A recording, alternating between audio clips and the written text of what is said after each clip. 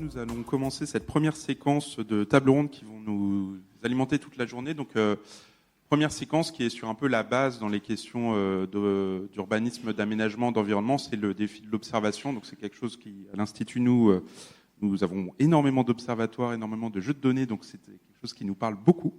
Mais là, justement, sur cette séquence, on va voir comment ce défi se pose aux différentes échelles.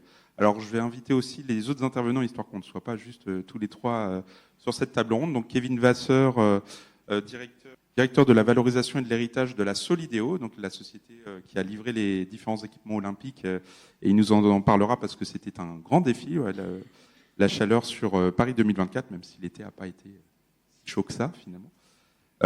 Sophie Pellier, chef de projet agriculture et écologie urbaine à l'EPT Boucle Nord de Seine, donc c'est l'EPT qui est autour, par exemple, de Gennevilliers, on en reparlera, et Dominique Bull, responsable énergie et fluide à la ville de Poissy, donc vous voyez le différent jeu d'échelle. Et je vais aussi appeler Malika Madelin du PRODIC, donc le pôle de recherche pour l'organisation et la diffusion de l'information géographique, donc qui était aussi une des chercheuses associées au projet. Bon, tout le monde est là, je me mets au centre. Alors, pour commencer, nous allons redémarrer par vous, Aude et Malika, pour nous présenter finalement les résultats de la recherche sur ce défi-là, donc de l'observation et de la restitution des températures en ville. Donc, dans le cadre de cette séquence, on va faire une petite présentation à deux voix avec Malika. Donc, l'idée, moi, je vais repartir. Moi, je vais repartir sur l'explication de quelques concepts simples autour de pourquoi c'est important de mesurer les températures, observer les températures en ville. Donc le slide suivant, s'il vous plaît. Voilà, donc juste peut-être des choses que vous connaissez déjà, mais la ville, c'est un environnement particulier avec une modification assez profonde du milieu naturel, essentiellement par l'utilisation de matériaux artificiels et imperméables, par une morphologie tridimensionnelle complexe en milieu urbain avec la présence de bâtiments et également par la présence d'activités anthropiques qui peuvent être source de chaleur, d'humidité et de pollution de l'air. Donc on va avoir localement des conditions microclimatiques qui sont spécifiques à la ville, on parle de climat urbain, et qui vont rentrer en interaction aussi avec les conditions météorologiques, voire climatiques locales, régionales. Et donc, d'ores et déjà, les villes font face à des enjeux environnementaux et sanitaires assez importants qui sont amenés à croître sous l'effet des changements globaux qui sont déjà en cours. Alors, il y a deux problématiques qu'on retrouve en ville, qui posent déjà problème pour les villes et les habitants. C'est la problématique de l'îlot de chaleur urbain dont j'ai parlé avant et la problématique du stress thermique et de la surchauffe urbaine. Donc, avant d'aller plus loin, je souhaitais détailler un petit peu ces deux concepts. Donc, slide suivant. Qu'est-ce que l'îlot de chaleur urbain ? Donc, l'îlot de chaleur urbain, ça va être, comment le définit-on ? En fait, ça va être la différence de température qu'on va observer entre la ville, qui reste plus chaude, par rapport à la campagne, les zones rurales environnantes, au cours de la nuit. Alors, cette métrique d'îlot de chaleur urbain, on l'exprime la plupart du temps ou souvent dans la littérature comme à l'échelle de la ville. C'est-à-dire, l'îlot de chaleur urbain, ça va être la différence entre une température qu'on va appeler la température urbaine et une température qui sera la température rurale. Donc, elle s'exprime en degrés. Et ici, je vous présente un exemple de mesure qui a été collecté à Paris, sur l'Île-de-France. Donc, vous avez sur la gauche un cycle diurne de température de l'air tel qu'il a été mesuré dans le centre de Paris, c'est la courbe rouge. Et en vert par-dessus, tel qu'il a été mesuré dans une zone qu'on va appeler rurale, c'était sur la station de Melun. Et donc, sur la période de jour, ce qu'on va voir très clairement, c'est que les deux courbes sont quasiment superposées. Donc, c'est le début et la fin de la courbe quand on a le petit soleil. Donc, finalement, pendant la journée, on a les températures qui sont très semblables sur les deux environnements. Par contre, dès qu'on arrive en fin de journée et au cours de la nuit, on voit que les deux courbes décrochent l'une de l'autre. En fait, on va observer un refroidissement en milieu rural qui est beaucoup plus efficace et beaucoup plus rapide que celui qu'on va observer en ville. Alors, techniquement, qu'est-ce qui se passe ? En fait, en ville, avec les matériaux artificiels, la chaleur a été emmagasinée au cours de la journée. Et quand arrive la nuit, cette chaleur, elle est restituée vers l'air ambiant. Et donc, c'est pour ça qu'on va avoir cette difficulté de la ville à se refroidir au cours de la nuit. Et donc, à droite, vous avez justement la formalisation de cette intensité d'îlot de chaleur urbain. Donc, c'est la différence entre les deux températures de gauche. Et on voit très bien ces valeurs intenses qui peuvent être observées au cours de la nuit. Ici, pour une nuit de juillet 2023 à Paris, on arrivait à un îlot de chaleur urbain de 8 degrés. Oui. Alors, l'îlot de chaleur urbain peut aussi se décliner à différentes échelles spatiales. On a parlé de la ville par rapport à la région, mais on peut aussi observer des contrastes de température à plus fine échelle, jusqu'à l'échelle du quartier. Ici, pour l'illustrer, je vous présente donc une carte de température qui a été modélisée avec un modèle météo sur la région Île-de-France, également pour une période nocturne de canicule de l'été 2022. Donc, on voit très bien, quand on va vers les rouges, c'est des températures plus élevées. On voit nettement sur cette carte que Paris et la Petite Couronne ressortent avec des températures beaucoup plus marquées que le reste de l'Île-de-France. Maintenant, si on zoome sur Paris intramuros, donc on voit des détails qu'on ne voit pas sur la carte de gauche, et on va voir effectivement que à cette échelle, on observe aussi des contrastes assez forts de température entre les arrondissements les plus compacts de Paris. On voit la Seine qui ressort, et puis très clairement, on voit le bois de Boulogne et le bois de Vincennes qui ressortent comme deux zones beaucoup plus fraîches. Alors, ce phénomène d'îlot de chaleur urbain, ce qui est important de garder en tête, c'est que c'est aussi un phénomène qui va varier donc dans l'espace, on l'a dit, mais aussi dans le temps. Alors, je ne vais pas forcément rentrer dans le détail de tous ces aspects, mais ce que je voudrais souligner, c'est l'impact des conditions météorologiques sur le phénomène. Pour une ville et une région donnée, l'îlot de chaleur urbain, d'un jour sur l'autre, n'aura pas la même intensité et sera fortement gouverné par la météo de la journée précédente.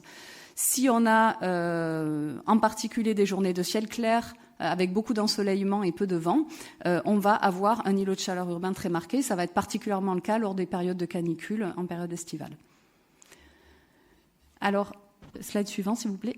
Oui. Donc, pour comment on va diagnostiquer et suivre ce phénomène d'îlot de chaleur urbain, je pense que un aspect important à retenir, c'est que ce qui nous intéresse, ça va être la température de l'air près de la surface. Pourquoi ? Parce que c'est elle qui correspond vraiment à ce qui va être ressenti par les individus.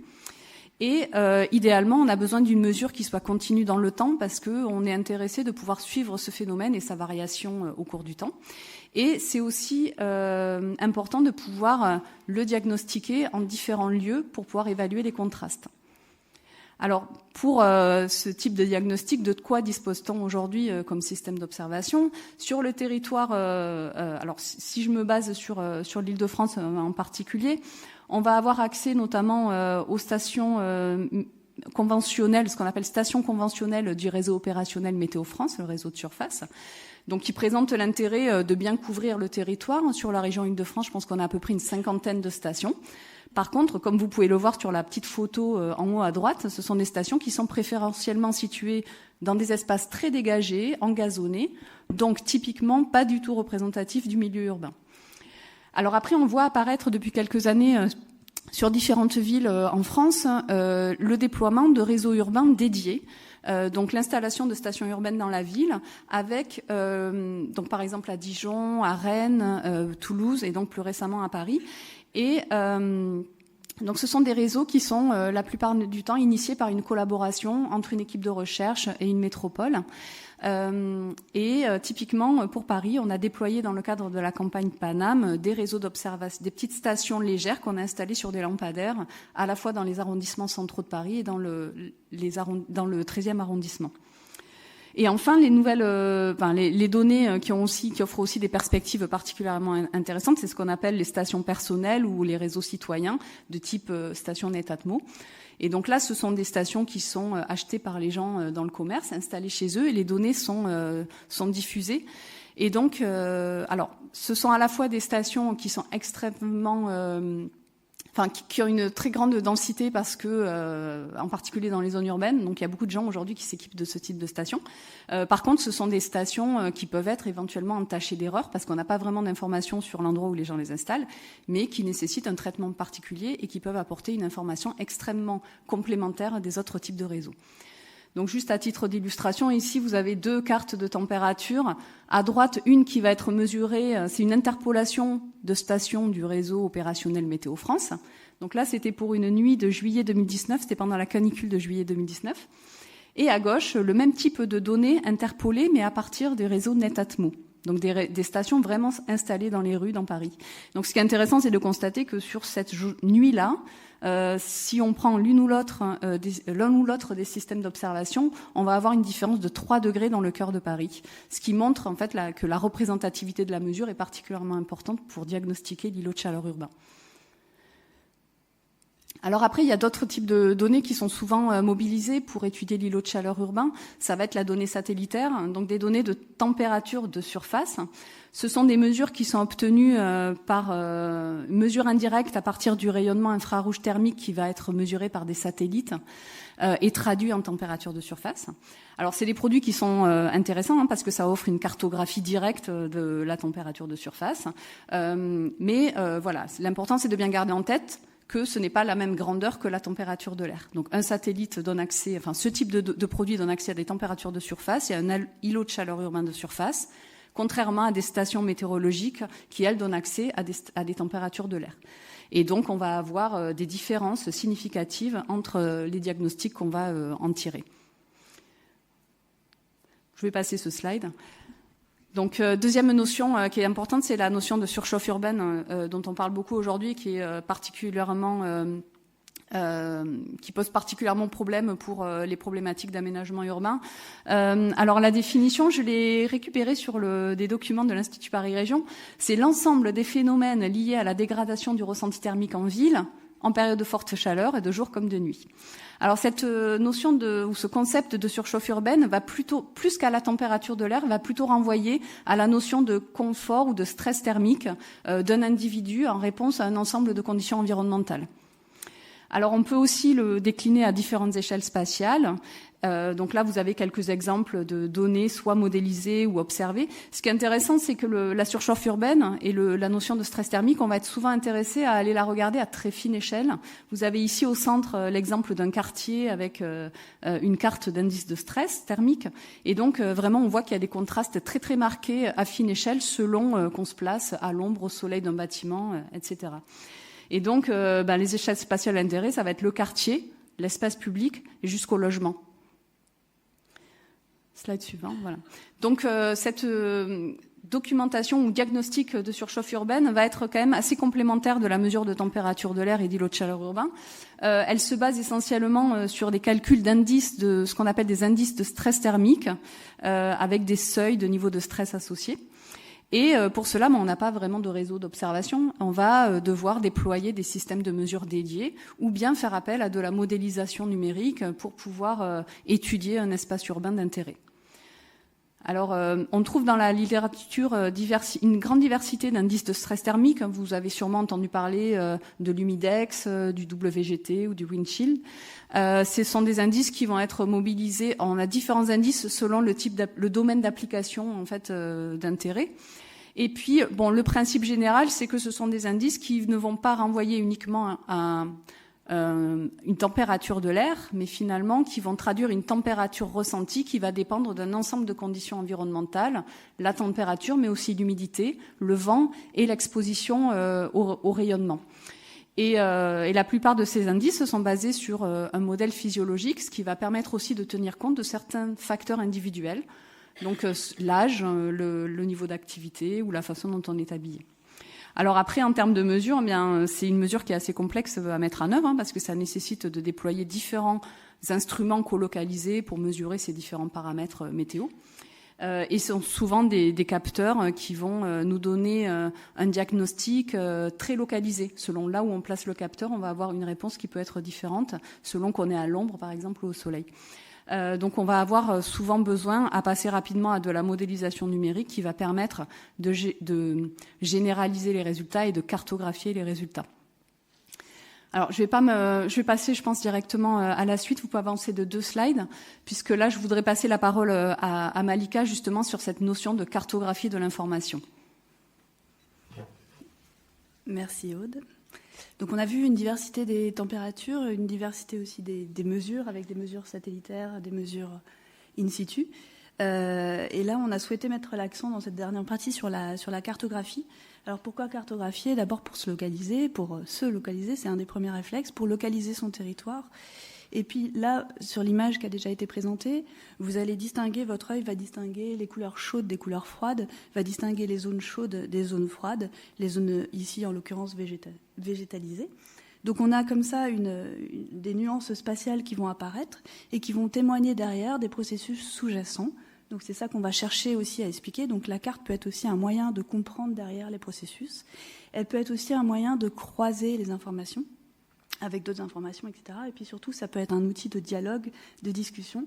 Et on imagine peut-être que les intervenants et intervenantes de la table ronde discuteront de la place des cartes dans leurs activités.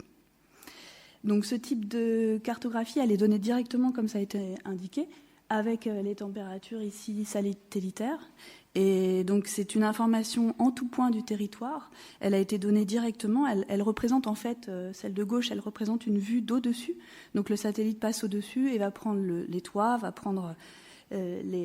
estimer en fait la température à partir de ce qui va le rayonnement infrarouge des toits, des sols, etc. Donc c'est une image de ce qu'on appelle la canopée urbaine, en référence à la canopée forestière.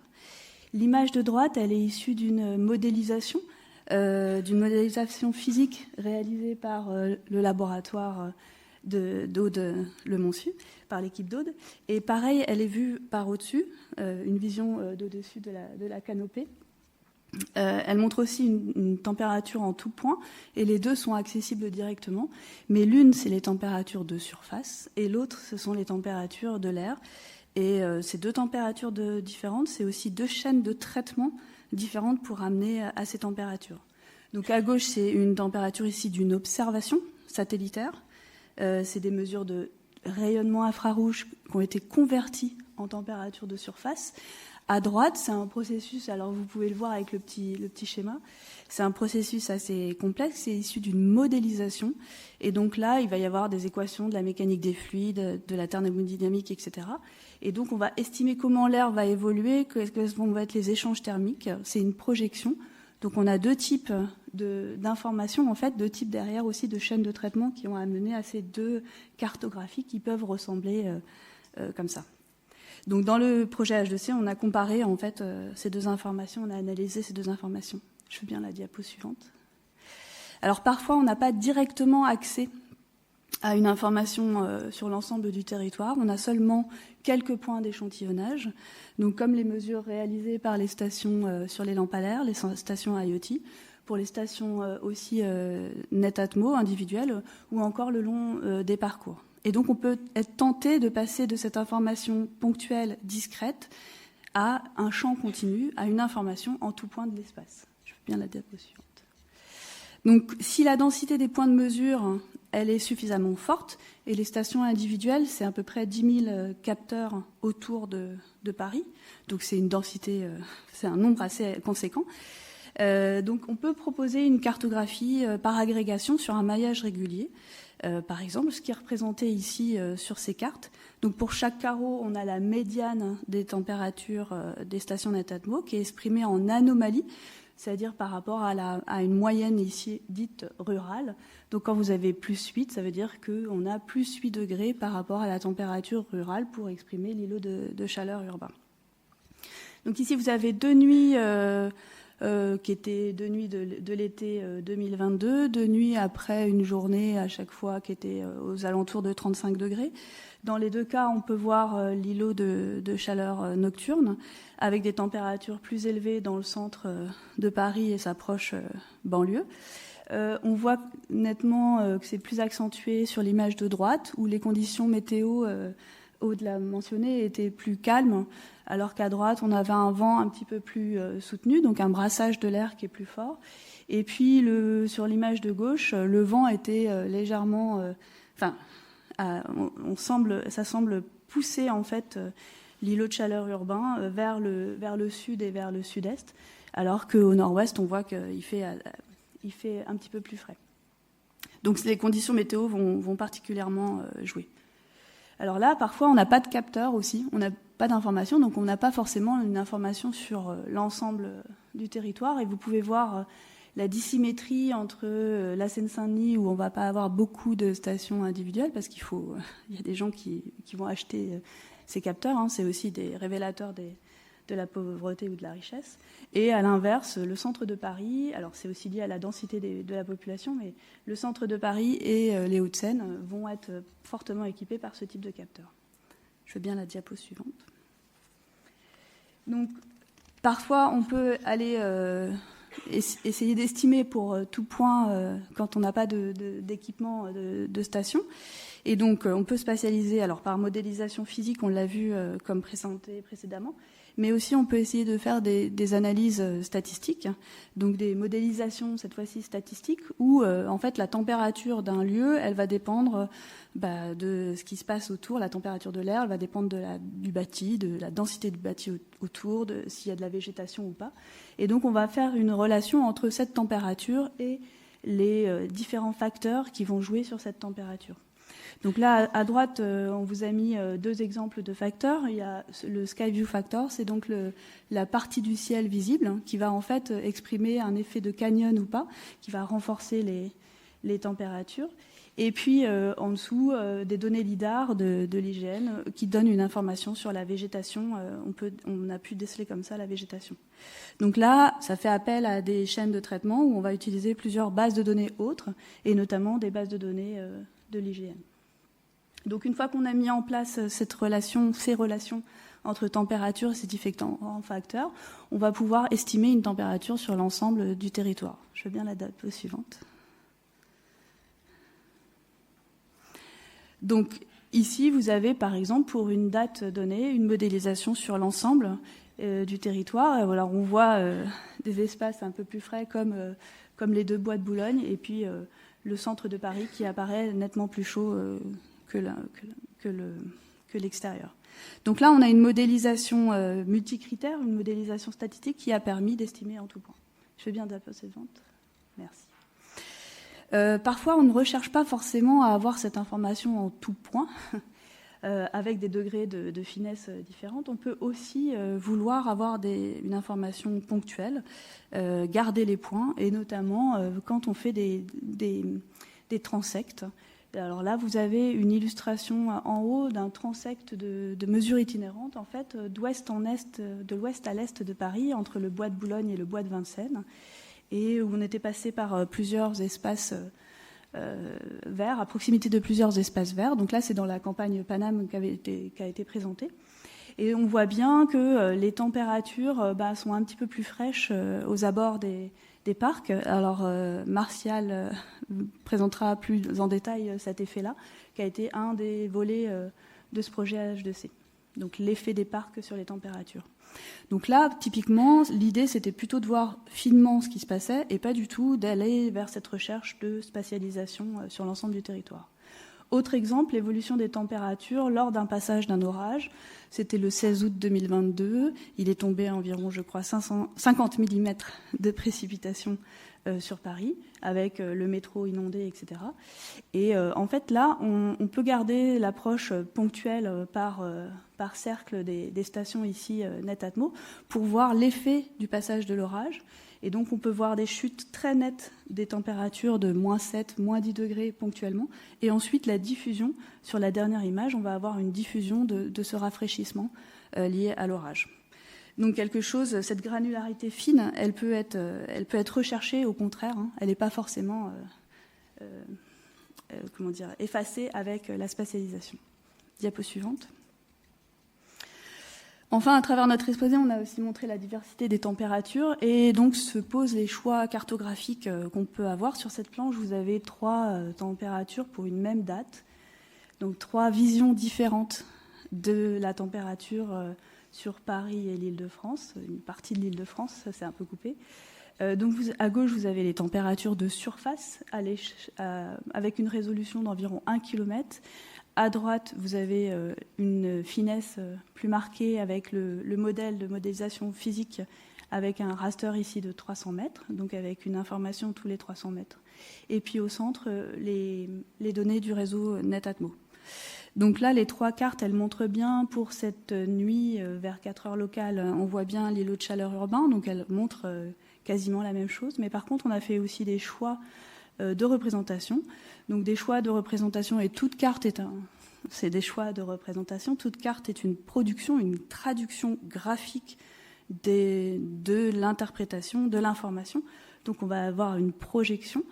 Et ici, typiquement, on avait choisi des couleurs chaudes, des couleurs froides, qui sont quand même des choses assez courantes pour les températures, notamment le rouge et le bleu. Mais on a souhaité aussi distinguer avec des palettes légèrement différentes pour exprimer la différente température, température de surface ou température de l'air. Je viens à la diapo suivante.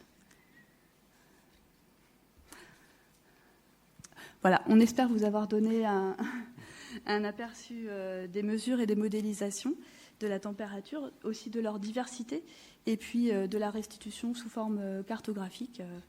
Et voilà, merci pour votre écoute. Merci aussi à toute l'équipe d'IPR, puisque j'ai l'occasion de remercier toute l'équipe pour ces échanges. Merci beaucoup. Donc, vous pouvez applaudir nos intervenants. Alors, je vous invite à reprendre place. Si vous avez des questions, on va les réserver pour la fin de la séquence pour justement essayer de garder le timing. Et je vous remercie beaucoup également d'avoir respecté le timing qui vous était donné. Donc, nous allons passer la parole à Valérie Masson. Donc, comme Nicolas Bocquet l'a rappelé, vous êtes auteur principal du rapport spécial du GIEC sur le changement climatique et les villes, et vous avez été aussi associé à l'élaboration des Jeux Olympiques et Paralympiques Paris 2024. Donc, la question qui va vous être posée ici, c'est l'accès à ces jeux de données, justement, relatifs au climat urbain, à la prospective et à la prévision des températures, a-t-il été un enjeu? On avance un peu la question, mais pour la préparation et le bon déroulement de l'événement des Jeux Olympiques et Paralympiques en Île-de-France en 2024. Merci de m'avoir proposé pour témoigner. Donc, alors oui, ça a été un enjeu. D'abord, comme l'a dit Aude,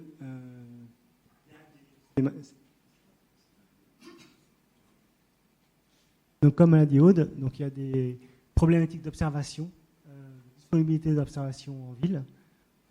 D'un point de vue un petit peu historique, tous les services météorologiques, dont Météo France, observent la météorologie à grande échelle, avec leurs stations, les pressions, les anticyclones, les prises de mer. Et surtout ne veulent pas avoir de perturbations de leurs mesures par des phénomènes de petite échelle, typiquement les villes. Donc l'objectif principal des réseaux du style des services météorologiques, c'est de ne pas observer les villes. Donc, souvent les stations sont dans les aéroports, qui sont en général à l'extérieur des villes. Ça permet aussi de répondre aux besoins aéronautiques. Mais évidemment, quand on veut avoir accès à des données urbaines, ça pose question. Donc, par exemple, dans les villes françaises, il n'y a que 3 villes qui ont des stations météorologiques en centre-ville. C'est Paris à Montsouris, donc qui est un parc, et récemment la Riboisière, qui est une zone urbaine. Il y a Lyon avec le parc de la Tête d'Or, et il y a Marseille avec le parc Longchamp. Donc c'est toujours dans des parcs parce que ça suit les normes de l'Organisation météorologique mondiale d'avoir les stations sur des zones herbeuses. Donc comment est-ce qu'on peut répondre à ces questions d'accès de données? Bon, il y a les données Netatmo comme a présenté Malika. Et puis, il y a aussi l'installation de réseaux de mesure, soit par des laboratoires, mais aussi maintenant de plus en plus par des collectivités. Et donc, c'est là que les collectivités ont aussi un rôle à jouer de fournir de l'information pour leurs besoins, pour l'identification des zones de fraîcheur, des zones plus chaudes, etc. Donc ça, c'était un peu pour avoir un panorama sur les observations. Et en ce qui concerne les Jeux Olympiques, est-ce que l'accès à des données d'observation a été un jeu? Oui. Ils avaient, pour préparer les Jeux Olympiques, ils avaient 2 stations installées par Météo France. Donc il y en avait une à Vers-sur-Marne, qui est dans le lointain est de Paris, pour le kayak, et il y avait une station à Roland-Garros. Et sinon, il n'y avait pas de station. Donc ils sont basés plus sur des climatologies issues de modèles. Ils ont analysé les canicules passées pour faire des scénarios, pour identifier des scénarios en fonction donc des seuils atteints et pour faire tous les scénarios de contingence en fonction du WBGT. Donc il y a un indice de confort qui est très utilisé dans le monde du sport, qui est très simple et qui est maintenant rentré dans les normes. Et donc grâce à ça, ils ont fait tous les scénarios de qu'est-ce qu'on fait suivant qui fait telle température, telle température, telle température. Et donc ça a été vraiment très important pour la préparation et ça a commencé plutôt vers 2020-2021, c'est-à-dire 4 ans en amont des Jeux, de préparer donc ces analyses de climatologie et la fabrication de ces scénarios. Et ça a permis après de faire des applications un peu plus spécifiques, comme par exemple l'application donc des dimensionnements de la climatisation dans les stades de basket, par exemple. Par exemple, c'était le cas à Lille.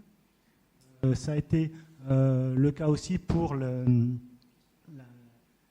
les problématiques d'approvisionnement en eau sur les sites qui étaient particulièrement exposés à la chaleur. Par exemple, les sites en centre-ville de Paris, il y avait aussi des travaux sur les cooling zones pour le pont Alexandre III, pour les Invalides, pour la Concorde.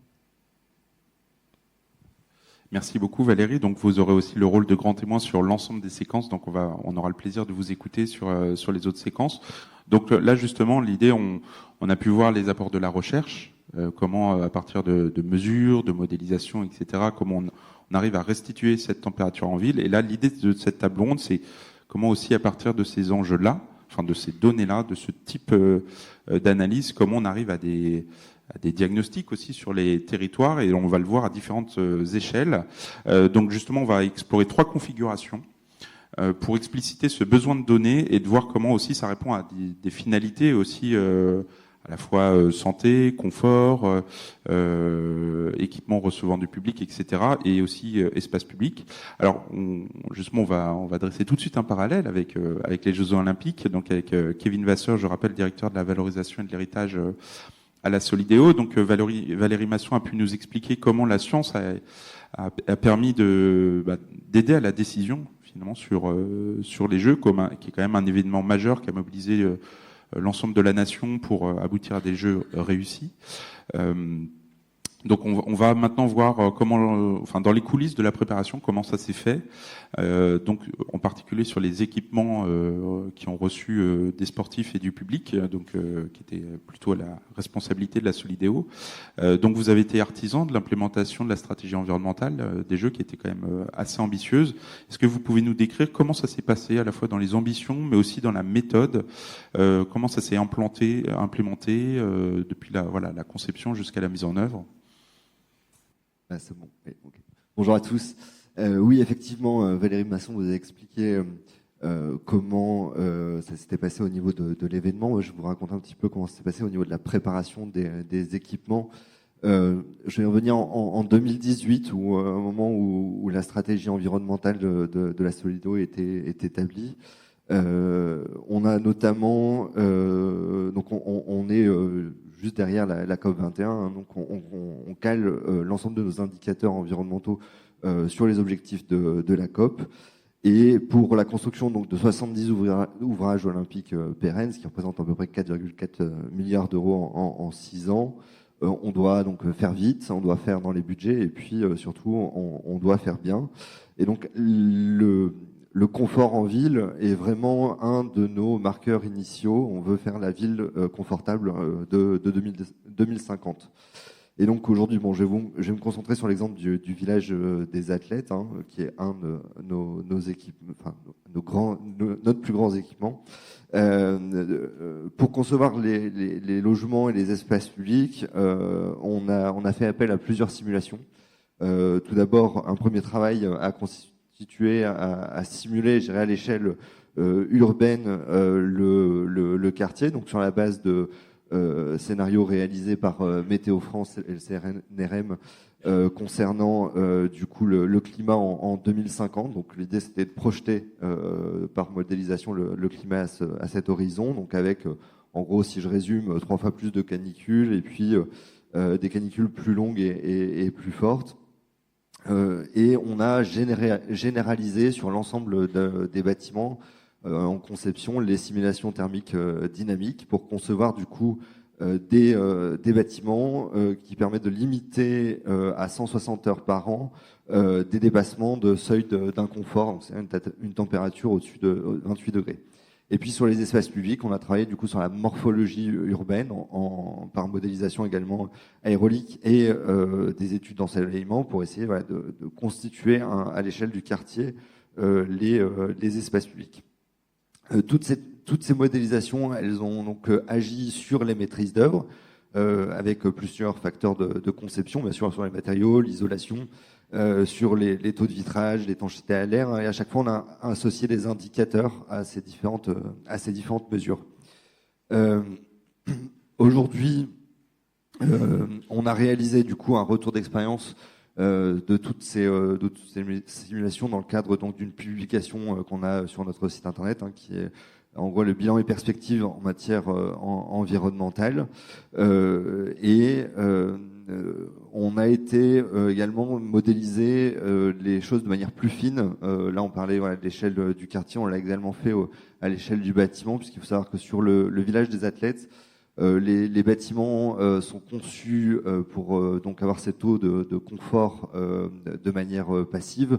Mais à l'horizon 2050, les solutions passives ne suffisent plus et on voulait absolument faire en sorte qu'il n'y ait pas de climatisation dans le village des athlètes. Et donc, les promoteurs ont proposé donc des planchers réversibles, c'est-à-dire chauffant l'hiver et branchés sur le réseau de froid l'été, ce qui permet d'avoir des surfaces froides en été, et donc de garantir, je dirais, de garder l'inertie du bâtiment au fil des jours d'une canicule. Tout ça donc pour éviter donc ces climatiseurs individuels. Et au-delà de ça, on a réservé également 1% de l'ensemble du budget des opérations à un fonds d'innovation qui nous permet du coup de financer quelques projets urbains pour aller au-delà des normes en matière d'excellence environnementale, mais aussi d'accessibilité universelle. Et je vais prendre deux exemples, si vous me permettez, concernant du coup les espaces publics. Donc du village des athlètes que vous voyez derrière moi. On a une innovation sur une des rues qui est le long d'un collège qui est assez exposé au rayonnement du soleil et qui du coup a des températures assez élevées. Donc on a des aménagements avec des matériaux, donc sont des pavés coquillages, donc composés de coquillages, donc qui est aussi nourrit notre stratégie en matière d'économie circulaire. La chaussée, donc en gros stock de l'eau, on a des dispositifs de stockage d'eau de pluie et réinjecte cette eau sous les pavés par période de canicule, et donc par évapotranspiration, on va avoir un rafraîchissement local de l'air. Un autre endroit, on ne voit pas sur cette photo, mais le village des athlètes est à proximité donc d'une autoroute, donc la 86, et il y a un endroit où on ne pouvait pas planter, on peut pas faire de plantation, et donc on a installé des dispositifs qui s'appellent les aérofiltres, qui permettent donc de traiter d'une part l'air en termes de qualité de l'air, mais également de rafraîchir cet air ambiant. Merci beaucoup. Donc, justement, on va aussi revenir après sur comment ça s'est exploité, tout ça, parce que là, c'était sur la phase conception, et puis aussi la question de l'héritage, qui est en ce moment un gros sujet, j'imagine, pour la Solidéo. Alors, on va passer à une autre échelle maintenant, qui est pas très loin du village olympique, justement, c'est en face. Donc, avec l'EPT Boucle Nord de Seine. Donc, Sophie Pellier, je rappelle, vous êtes responsable à agriculture urbaine pour cette EPT. Donc là, on a un territoire urbain, très urbain, mais marqué par différents contextes. On a évidemment la Seine, le port évidemment de Gennevilliers, de l'urbain type faubourg, grands ensembles, les grands parcs urbains aussi, parce que vous êtes un territoire quand même aussi très doté en espace vert. Alors vous êtes doté d'un PCAET adopté en 2022, et dedans, effectivement, la surchauffe urbaine, l'ICU, a été remarquée comme un enjeu fort du territoire. Et c'est tout à fait logique, évidemment. Et vous êtes doté d'un diagnostic de surchauffe urbaine. Alors, est-ce que vous pouvez nous parler de cette action, comment ça a été mis en place et comment aussi l'aspect données ou observation a été nécessaire à l'action? Donc effectivement, au niveau du territoire de Boucle-Nord-de-Seine, dans notre PCAET, étant donné qu'il est relativement récent, on a pris en compte le sujet de l'adaptation. Et donc on a un volet de mesures de surchauffe pour essayer d'adapter le territoire. Donc on avait cette ambition d'avoir tout un diagnostic qui nous permet de mettre tous les acteurs autour de la table et de les convaincre tous qu'il y avait besoin d'adapter le territoire, de renaturer le territoire. Donc on est parti de là. Et donc on a travaillé avec un bureau d'études pour réaliser ce diagnostic. Le bureau d'études, on a eu pas mal de propositions, des propositions qui allaient extrêmement loin dans le diagnostic et d'autres un peu moins loin. Quand on s'est questionné sur ce dont on avait vraiment besoin, on s'est dit qu'on n'avait pas forcément besoin d'aller extrêmement loin dans le diagnostic, étant donné que le territoire est, comme vous l'avez bien rappelé, très très dense et donc très sujet au phénomène d'îlots de chaleur urbain. On avait plutôt besoin que notre diagnostic puisse croiser d'autres enjeux qu'on a sur le territoire et qu'on puisse faire converger toutes nos politiques à l'appui de cette étude sur la surchauffe urbaine. Donc on a sélectionné un bureau d'études qui nous a plutôt accompagnés sur donc ce volet de surchauffe et le croiser avec le sujet des trames écologiques.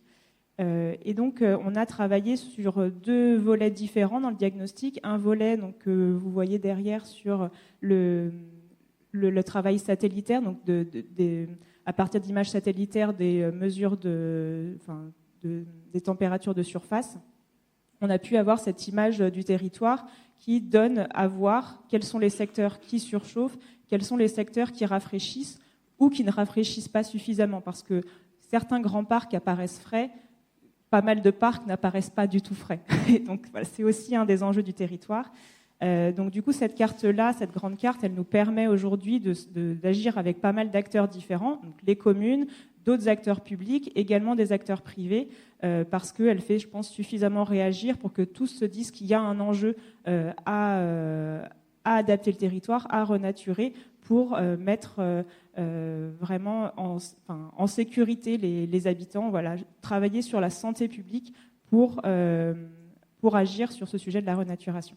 Et donc, en complément de ce travail cartographique, qui a été un peu plus complexe, mais ça, c'est une des grandes cartes, on a travaillé avec des mesures de terrain pour vraiment accompagner nos élus à vraiment prendre conscience de quels étaient les enjeux sur le territoire, des éléments qui surchauffaient et des éléments qui, au contraire, rafraîchissaient l'espace, pour qu'ils en aient bien conscience quand ils aménagent un espace, quand ils ont envie de faire changer, de faire évoluer un espace, de comment améliorer petit à petit le territoire pour qu'il intègre un peu plus de nature partout.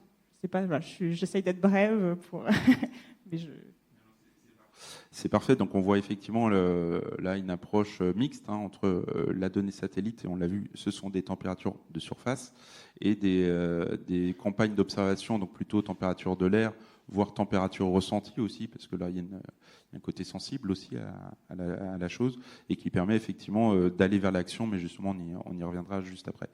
Alors on poursuit la descente d'échelle avec la ville de Poissy.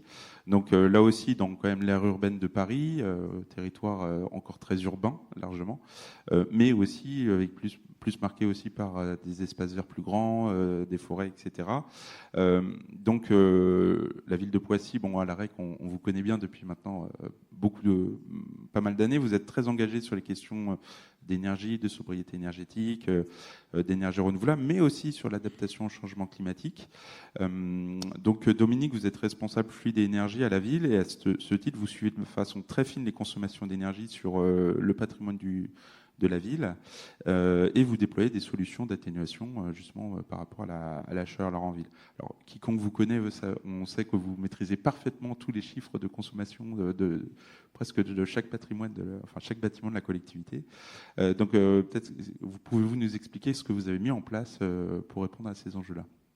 Alors, nous, à la ville de Poissy, on dispose d'un plan qui s'appelle Poissy Ville éco-responsable, qui est la déclinaison du PCAET de la communauté urbaine à laquelle on appartient.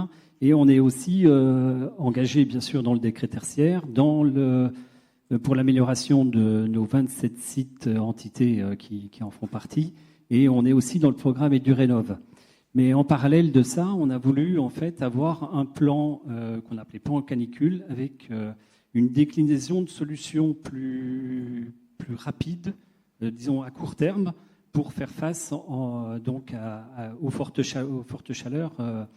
Et le projet qu'on va vous présenter, que je vais vous décrire, c'est celui qu'on a fait dans les écoles. Donc au tout départ, on a lancé des études thermiques dynamiques pour voir en fait quelle était la meilleure solution pour à court terme, avec un coût, efficacité et déploiement le plus rapide pour faire face aux fortes chaleurs dans les écoles. Ces simulations nous ont donné en fait la solution de protection solaire avec de la toile à haute performance. Donc c'est de la toile en fibre de verre tissée. Et on a décidé de faire une petite expérimentation sur une maternelle avec quelques stores et quelques salles. À l'époque, on disposait de sondes de température LoRa branchées sur le réseau LoRa avec un retour sur une petite plateforme Internet. Donc, on a positionné ces sondes et puis on a mis en place nos stores à toile à haute performance. Donc, ce sont des toiles, ce sont des stores électriques extérieurs qui sont pilotés donc par des télécommandes à l'intérieur directement par les professeurs. Donc, on a positionné des sondes à l'intérieur des salles, sur l'extérieur et aussi dans des salles qui n'étaient pas équipées de stores et qui étaient équipées de petites stores à lamelles classiques. Et là, en juillet 2020, donc il avait fait très chaud, donc on a eu la confirmation d'un abaissement de moins 10 degrés par rapport à l'extérieur en période de canicule sur les salles équipées des stores. Donc à partir de là, on a décidé de lancer un grand déploiement sur l'ensemble de nos 15 écoles. Et on a donc bien sûr demandé des crédits budgétaires et on a développé 616 stores sur 15 écoles pour un montant de 812 000 euros réalisé en 3 ans à peu près. Et puis on a continué à faire nos mesures de température. On disposait encore de sondes. On s'est équipé. On a racheté plusieurs autres sondes. Pour l'instant, on en a une vingtaine. Et on a pu confirmer cet abaissement de moins 10 degrés par rapport à l'extérieur en période de canicule. Donc sur toute la période de 2022, là où il a fait très chaud. On l'a fait aussi sur septembre 2023. On a des données, on va dire, sur les 3-4 dernières années par rapport à tout ça. Merci beaucoup. Donc, on voit qu'effectivement, là, on va jusqu'au bâtiment, jusqu'à même à la classe. Donc, on peut aller très loin dans la donnée. Alors, vous en avez tous parlé un peu. Hein, c'est comment aussi ça déclenche l'action. Parce que le diagnostic est bien un diagnostic pour l'action. Donc justement, maintenant, cette séquence, on va s'intéresser sur qu'est-ce qui se passe, justement, comment on peut déclencher ça, donc comment cet argumentaire autour de l'observation déclenche une stratégie, un plan d'action, et comment aussi ça peut aider à convaincre de la nécessité des actions, parce qu'aussi, ça a été dit, le changement climatique, il s'observe déjà. Donc là, on a déjà des étés de plus en plus chauds, des canicules plus fréquentes, etc. Mais aussi, c'est comment on se projette dans le futur, parce que la trajectoire de référence nous indique aussi des vagues de chaleur qui vont être beaucoup plus fréquentes dans les années à venir, donc d'autres enjeux par rapport aux populations. Donc on va revenir justement sur les Jeux, et notamment le village olympique. Alors vous en avez déjà parlé sur les différents types de solutions qui ont été mis en place. Donc beaucoup d'innovation aussi a été déclenchée, mais pendant la phase d'exploitation et là la phase d'héritage. Alors on le répète, l'été n'a pas été si chaud que ça, mais il y a quand même eu beaucoup de débats sur la climatisation avec des délégations qui sont venues avec leurs climatiseurs mobiles, etc. Donc est-ce que vous pouvez nous rappeler un peu ces solutions et comment elles ont répondu à ces enjeux de chaleur à l'échelle du village? Oui, effectivement, pendant les Jeux, il y a quelques délégations qui sont équipées de climatiseurs, mais Paris 24 avait mis en place un système de location de ventilateurs adiabatiques qui a équipé beaucoup plus de logements et du coup qui a permis donc de limiter cette climatisation.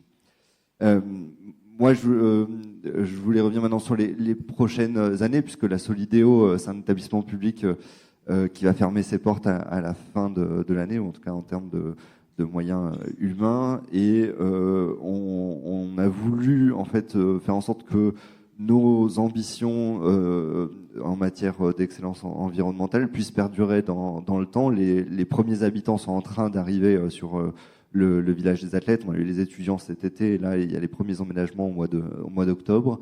Et donc on a mis en place avec l'IPSL, donc je le salue Martial présent aujourd'hui, un programme d'observation sur le village des athlètes, en déployant donc un certain nombre de capteurs météo et qualité de l'air, avec un enjeu de comprendre, d'observer le comportement du coup des aménagements effectivement réalisés, et du coup non plus sur la base de simulation, mais de mesures réelles. L'idée, c'était de aussi communiquer in fine aux utilisateurs les différents espaces les plus frais dans le village, mesure à l'appui. Et donc, on a lancé cette phase d'expérimentation en 2024. On a déployé des capteurs sur le village et observé du coup les températures et la qualité de l'air. D'ailleurs, Martial y reviendra peut-être tout à l'heure, mais pendant les Jeux, le village des athlètes, c'était Fort Knox, on ne pouvait pas y rentrer. On a pu observer le stress hydrique sur nos espaces verts, puisqu'il y a une période où ils n'ont pas pu être arrosés, et donc voilà, on a pu observer grâce au capteur ces mesures. Cette expérimentation, donc, elle va se poursuivre. On est en train de pérenniser du coup des capteurs sur le village, et Plaine Commune va continuer à suivre les mesures avec l'IPSL pour les 5 prochaines années. Mais en tout cas, voilà, les résultats sont plutôt encourageants par rapport aux diminutions de température qu'on peut observer au sein du village des athlètes. Merci. Alors, on peut le dire que c'est la première fois qu'en France, on a quelque chose qui va aussi loin dans les questions d'observation et de suivi dans le temps de l'apport des différents aménagements et sur les espaces publics. Donc, on espère aussi que la phase héritage va diffuser plus largement que le village olympique pour aller vers d'autres quartiers qui sont en cours de rénovation sur toute l'Île-de-France. Je me retourne vers vous, Sophie. Donc maintenant que le diagnostic de surchauffe a été posé, comment il s'est traduit en plan d'action, donc à la fois, j'imagine, dans le PCAET, mais aussi peut-être dans d'autres actions d'aménagement de l'espace public, etc. Donc le diagnostic de la surchauffe urbaine nous a permis déjà, donc, à l'appui des mesures directement sur le terrain avec nos élus, de vraiment constituer un COPIL qui est notre COPIL PCAET, donc qui est plus large que vraiment ce sujet juste d'adaptation, mais il nous a vraiment permis d'unir un peu nos élus sur le territoire et de les amener à essayer de trouver une suite. Et donc ça nous a permis déjà d'avoir une suite sur le sujet de la nature, avec un plan nature qu'on a fait approuver fin d'année 2024. Et de ce plan nature, on découle pas mal d'actions pour travailler avec des acteurs assez différents. Donc on a bien sûr nos communes avec lesquelles on travaille, et l'enjeu de la santé publique qui est ressorti de cette étude sur la surchauffe urbaine a vraiment permis que toutes les communes soient impliquées vraiment très fortement sur cet enjeu de l'adaptation, de la renaturation. Quand bien même les communes au départ avaient plutôt, n'avaient pas forcément l'enjeu écologique en en sujet prioritaire. Là, le sujet de la santé publique, on ne peut pas passer à côté. Donc vraiment, tout le monde peut avancer ensemble. Et de la même façon, on a travaillé avec d'autres acteurs, donc notamment avec les bailleurs sociaux et avec les entreprises du territoire. Donc bien sûr, après, on a choisi des angles différents pour les sensibiliser, mais en tout cas, le diagnostic, la carte, et notamment les entreprises, quand elles voient la carte de la surchauffe, elles sont bien conscientes qu'elles doivent prendre en main ce sujet-là, parce que leurs salariés vont très certainement avoir du mal à travailler à l'avenir sur des étés très chauds et que même le matériel potentiellement est sujet à des problématiques. Donc ça permet vraiment ça nous permet vraiment de travailler sur ce sujet de la renaturation parce que on a des cartes qui parlent, on a des faits et donc la santé publique qui permet de mettre tout le monde avec nous et d'avancer. Et donc on arrive assez bien à avancer grâce à ça désormais. Parfait, merci beaucoup. Alors, on va poursuivre avec Dominique. Donc, maintenant que les solutions ont été mises en place, en plus sur un type de bâtiment qui est très sensible, on le rappelle sur les maternelles, les écoles, enfin tout ce qui est groupe scolaire. Donc là, en plus, on a des demandes de plus en plus fréquentes des parents d'élèves et des corps enseignants, enfin tous ceux qui habitent ce type de bâtiment. Alors, vous en avez déjà parlé un peu avec le gain de 10 degrés. Alors, qu'est-ce que vous constatez comme bénéfice, que ce soit énergétique, en termes de bien-être? Comment aussi les acteurs qui utilisent ces bâtiments, comment ils le ressentent? Est-ce que est-ce que ça justifie bien les efforts mis en place par la collectivité? Alors, sur les protections solaires, oui, tout à fait. On a même de très bons retours, des enseignants qui nous demandent les coordonnées des fabricants, des toiles et tout. Mais dans le plan canicule que nous avons, on a d'autres solutions. Donc on a de la végétalisation, des cours d'école, des toitures, des îlots de fraîcheur. On en a fait déjà 2 dans la ville. Ensuite, on regarde beaucoup les solutions de brumisation, de rideaux d'eau, de fontaines à eau. On en a réinstallé une 12aine dans la ville.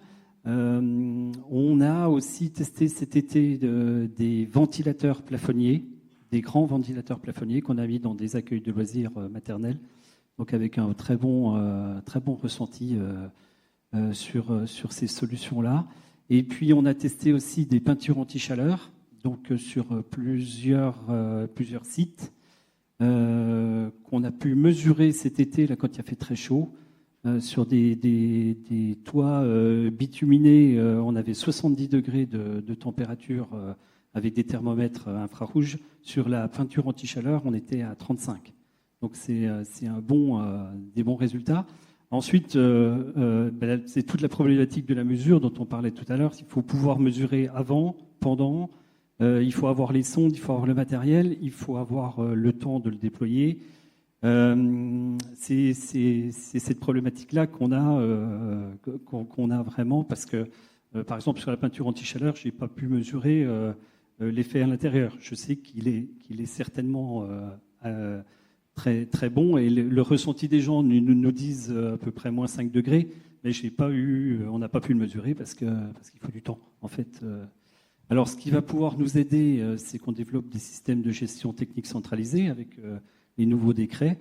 Donc, on aura sur certains bâtiments, enfin sur les plus grands, on va dire, des sondes déjà en place qui seront reliées à des systèmes, à des plateformes. Donc, on pourra mieux suivre et on aura des temps de retour. On n'aura pas besoin le matériel sera déjà en place et avec des données qui vont nous revenir. Et ça va beaucoup nous aider, je pense. Alors, on le rappelle aussi que la température ressentie peut être aussi un indicateur d'observation, étant donné que là, ça touche directement les gens.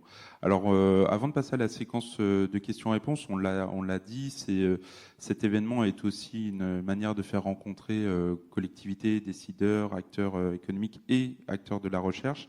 Donc, je me permets une petite question à vous trois. On l'a vu, vous avez utilisé différents moyens d'observation des températures. Ça s'est intégré à différents moments dans les phases de projet, donc dans la conception des ouvrages, dans un diagnostic territorial, dans directement l'implantation de solutions. Donc Nicolas Bocquet l'a rappelé, nous aussi l'Institut, l'Institut Paris-Région, on se place en interface entre la recherche et les collectivités. Alors on le dit au vu des enjeux à venir, notamment ce que nous dit la TRAC pour l'Île-de-France. Quels sont, selon vous, un peu comment on peut aller plus loin dans cette interface recherche et collectivité sur cet enjeu de la donnée, de l'observation, pour améliorer encore plus l'aide à la décision. Donc là, c'est qui veut prendre la parole? Oui, je peux commencer. C'est vrai que nous, les données Météo France qui ont été établies dès 2018 ont été d'une grande aide et nous ont permis d'avoir un étalon commun à l'échelle des 70 ouvrages et de pouvoir concevoir ces bâtiments à partir d'une donnée fiable. Aujourd'hui, les outils de conception des bâtiments existent. Il faut, alors d'une part, les utiliser pour avoir des solutions concrètes pour les usagers, mais l'enjeu des jeux de données et de leur disponibilité pour la conception de ces bâtiments est vraiment important. Et nous, à l'échelle de la Solidéo, donc on s'arrête fin d'année. Notre objectif, c'est de diffuser au plus grand nombre les méthodes qui ont été les nôtres pour concevoir les bâtiments. Donc on utilise notre site internet comme une plateforme de mise à disposition de données. Vous allez pouvoir retrouver du coup à la fois les retours d'expérience et les outils qui ont été les nôtres pour concevoir ces bâtiments. Alors je sais pas, moi je dirais peut-être qu'on a, au niveau des territoires, on aura peut-être besoin d'un peu mieux savoir quel est le bon outil pour le bon territoire, parce que aujourd'hui on a des territoires très différents et selon l'urbanité du territoire, selon sa sensibilité aujourd'hui au phénomène d'îlot de chaleur urbain, on aura besoin peut-être d'un outil différent à chaque fois pour être le plus impactant possible et pour mettre l'argent nécessaire et suffisant pour que les éléments nous servent pour la suite. Et donc réussir à s'orienter dans ce dédale de tout ce qui existe aujourd'hui pour diagnostiquer l'îlot de chaleur urbain, la surchauffe urbaine. Déjà rien que réussir à s'y retrouver dans tous ces termes, c'est un vrai sujet. Donc peut-être sur cette orientation. Oui, c'est un peu pareil, c'est-à-dire que c'est la collecte, avoir un maximum de données et pouvoir aller les chercher sur un site quelque part et pouvoir les comparer avec nos bâtiments in situ en place. Et et puis peut-être des méthodes aussi, peut-être simples, qu'on puisse appliquer et ensuite se comparer et avoir de l'information un peu partout. Merci beaucoup. Donc effectivement, nous, ça nous interpelle aussi, parce qu'on délivre aussi des outils d'observation sur la chaleur en ville, etc. Et puis pour d'autres choses, on récupère des données de la recherche pour déjà les interpréter, les analyser et les mettre à disposition. Donc en tout cas, ça va aussi nourrir, au-delà de la recherche, un acteur public comme nous. Donc là, on a le temps pour quelques questions avant qu'on passe à une séquence de pause. Mais je vais aussi proposer à nos autres intervenants, si vous voulez réagir, n'hésitez pas, on est aussi là pour ça. Donc, est-ce qu'il y a des questions ? Alors juste pour les questions, je vous invite à vous présenter et à indiquer le nom de l'intervenant vers qui votre question est destinée. Ça va fonctionner, voilà. Bon, bonjour, Martial Afflin de l'Institut Pierre-Simon Laplace. Ma question s'adresse aux collectivités plutôt. Là, ça concerne la réflexion. On parle de chaleur en ville, impact sur la santé. Et donc, on parle de solutions pour réduire la chaleur. Et est-ce qu'il y a une réflexion sur notamment les sources de chaleur anthropiques et les trajectoires? Vous l'avez évoqué tout à l'heure, les climatiseurs individuels. Voilà, on va tâcher de. Mais on sait qu'il y a d'autres sources de chaleur et potentiellement une croissance forte de certaines nouvelles sources. Est-ce que ça fait partie aussi des plans que d'essayer de limiter justement ou de réfléchir aux trajectoires de ces sources anthropiques? Je ne pense pas qu'on pose la question comme ça, vraiment, nous, en tout cas, à l'échelle du territoire, sur les sources de chaleur anthropique et comment on les limite. Mais pour autant, on est engagé sur plusieurs sujets qui font que, de fait, on limite certaines choses, notamment sur les mobilités, où on va essayer d'orienter vers des mobilités actives et donc de supprimer un peu de voitures de notre territoire. je pense à ça tout de suite. Il y a sûrement plein d'autres actions qu'on mène de fait sans que ce soit tout de suite fléché comme suppression de la chaleur anthropique. Après, nous en tout cas directement sur la mesure sur le diagnostic de surchauffe, il y a tout le sujet des revêtements et orienté vers un peu plus de nature. Donc c'est aussi, je sais, c'est peut-être pas exactement ce sujet-là, mais en tout cas, changer l'environnement urbain, ça c'est vraiment un des enjeux qui dégage directement. Peut-être sur ce point, effectivement, on a parlé du choix des revêtements, des matériaux. Alors il y a aussi le sujet de la mobilité, le fait aussi qu'on passe vers des véhicules électriques qui n'ont pas le moteur thermique qui émet beaucoup de chaleur. Est-ce que ça va avoir un impact significatif? Là, je pense que c'est la recherche qui nous le dira.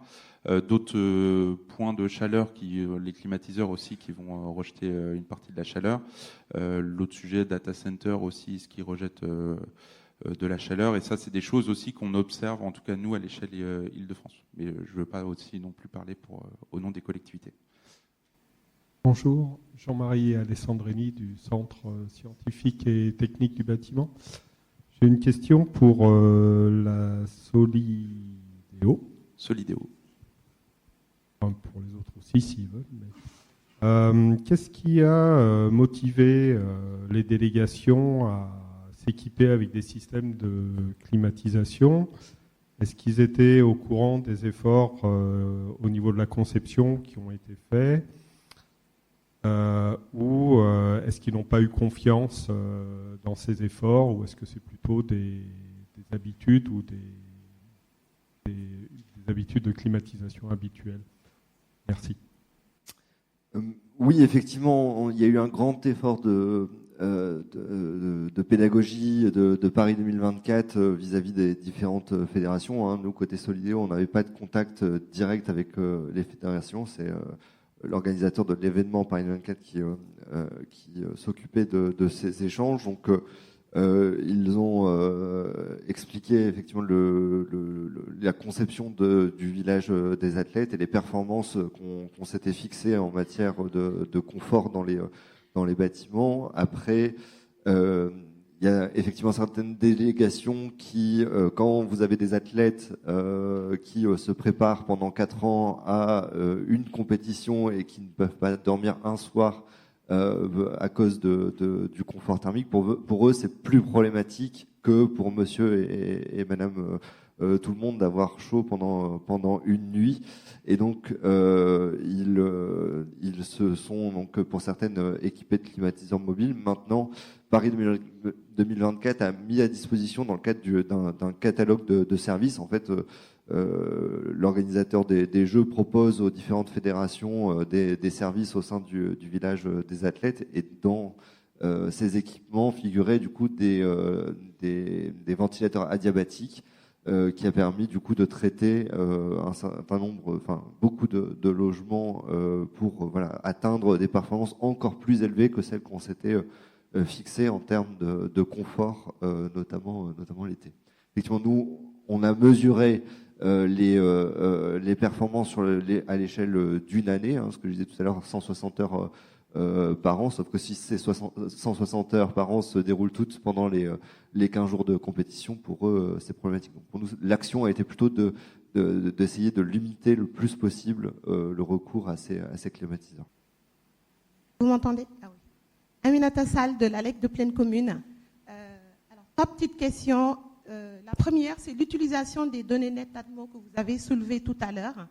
Est-ce qu'on peut comprendre que dans les quartiers les plus précaires, il y a moins de visibilité sur les vagues de chaleur? Est-ce qu'il y a beaucoup plus de difficultés là-dessus ou pas, parce que vous n'avez pas vraiment de données? On peut comprendre que là, l'utilisation des données Atmo devient de plus en plus fréquente. Là, j'ai compris qu'il y a beaucoup de promoteurs immobiliers qui peuvent le proposer à la livraison de leur logement. La dernière question, c'est est-ce qu'on peut concilier développement des villes et les vagues de chaleur? Alors je pense que sur le premier point, ça va plutôt s'adresser à la recherche. Alors effectivement, peut-être on peut remettre la dernière diapo d'Aude et de Malika qui présentent aussi les points de mesure que vous avez aussi dans le rapport, page 14. Vous pouvez voir la répartition territoriale de ces données-là, de le réseau Netatmo. Donc le réseau Netatmo, c'est un réseau de stations individuelles. Les gens s'achètent une petite station, un thermomètre, et vont l'installer où ils veulent. Donc ça peut être aussi dans des caves, ça peut être en plein soleil. C'est dans des conditions très différentes des stations météo conventionnelles. Et ça a un coût, cette station météo a un coût. Et donc on retrouve en fait la répartition des Netatmo. On retrouve à la fois la densité de population, mais aussi derrière une indication des revenus par territoire. Et donc vous voyez qu'en Seine-Saint-Denis, il y a beaucoup moins de points sur la carte au centre. Il y a beaucoup moins de points. Donc oui, il y a une moins bonne connaissance. Si on s'arrête aux stations Netatmo, il y a une moins bonne connaissance de certains territoires par rapport à d'autres, par rapport à ça. Je voudrais juste souligner aussi que ces stations, elles sont entachées de... Aude l'a un peu mentionné, elles sont entachées de biais, elles sont pas... je veux dire, la température, il faut un gros tri dessus. On ne peut pas prendre directement les données. Il y a un travail assez important, là, qu'on a masqué ici, mais un travail de tri des données pour pouvoir les utiliser. Et ce n'est pas la station en elle-même, c'est plutôt l'ensemble des stations qu'il faut considérer sur un territoire. Mais après, elles sont, pour les scientifiques, elles sont très riches parce qu'elles apportent aussi une information complémentaire. Il ne faut pas le voir comme une information complémentaire. Là, par exemple, sur cette carte-là, elle montre des températures beaucoup plus élevées que les températures de l'air au centre de Paris sont beaucoup plus élevées que celles de la modélisation, qui peut être liée à des processus de modélisation, mais aussi parce que ces stations, elles sont beaucoup plus proches des bâtiments, elles sont beaucoup plus proches aussi, elles vont avoir des températures qui vont être beaucoup plus élevées. Mais elles reflètent aussi quelque chose qui est de l'ordre de ce que les bâtiments, après à l'intérieur des bâtiments, vous avez parlé des stores. Donc voilà, on est aussi quelque part un peu plus proche de ce qu'on peut avoir à l'intérieur du bâtiment. Merci beaucoup. Alors sur l'autre question qui est plus fondamentale sur les villes et la chaleur, ben là, je pense que Aude et Valérie pourront en parler, mais une dimension un peu fatale à tout ça. Merci pour cette question. Alors, je vais de répondre. Après, je pense que l'occurrence, l'augmentation significative des occurrences de canicule, on perçoit déjà et qui va s'accentuer, s'accélérer à l'avenir. C'est pas seulement au niveau des villes que ça se joue. Donc là, c'est vraiment des prises de position et des politiques globales sur l'atténuation des émissions de gaz à effet de serre. Après, comment on peut intervenir en ville? On peut planifier du mieux possible pour essayer de limiter les effets. Vous parliez de l'urbanisation. Il y a des voies d'urbanisation qui peuvent être plus adaptées pour être un peu plus résilientes face à la chaleur. Donc, de mixer en fait une densité bâtie avec des espaces végétalisés, continuer à travailler, je pense, sur la rénovation énergétique des bâtiments pour essayer à la fois sur le confort d'hiver, mais aussi, ce qui devient essentiel, c'est de travailler sur le confort d'été, en envisageant des solutions autant que possible passives pour essayer de ne pas aggraver les effets en développant de façon massive la climatisation. Et après, il y a aussi la question de travailler sur les usages des individus, les pratiques dans leur espace public, dans leur espace de vie et aussi dans l'espace public, et aussi, je pense, le volet de prévention par rapport aux populations les plus fragiles et les plus sensibles.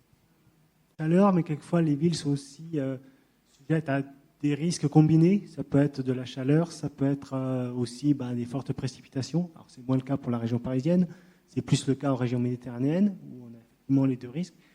Et donc là, tout l'enjeu, c'est aussi de combiner et de concevoir des solutions qui peuvent répondre à l'ensemble des risques et pas juste à tel ou tel risque. Il y a des problématiques aussi, quand on parle de végétalisation, c'est aussi de ressources en eau pour que la végétation elle soit efficace et qu'elle puisse rafraîchir. Donc il y a en fait tout un panel qui va bien au-delà de la chaleur en ville à prendre en compte dans ces stratégies d'adaptation au changement climatique. C'est un beau mot de conclusion sur cette première séquence. Donc, je remercie l'ensemble de nos intervenants. Je pense que vous pouvez applaudir parce que c'est quand même un beau travail et ils ont tous respecté leur temps. Donc, bravo. Donc, nous avons le temps pour une petite pause. Alors, c'est de 15 minutes, mais je vais vous dire 10 minutes, évidemment. Donc, reprise à 11h05 pour la deuxième séquence sur le défi santé-chaleur, nouvel argumentaire pour les actions climat. Merci.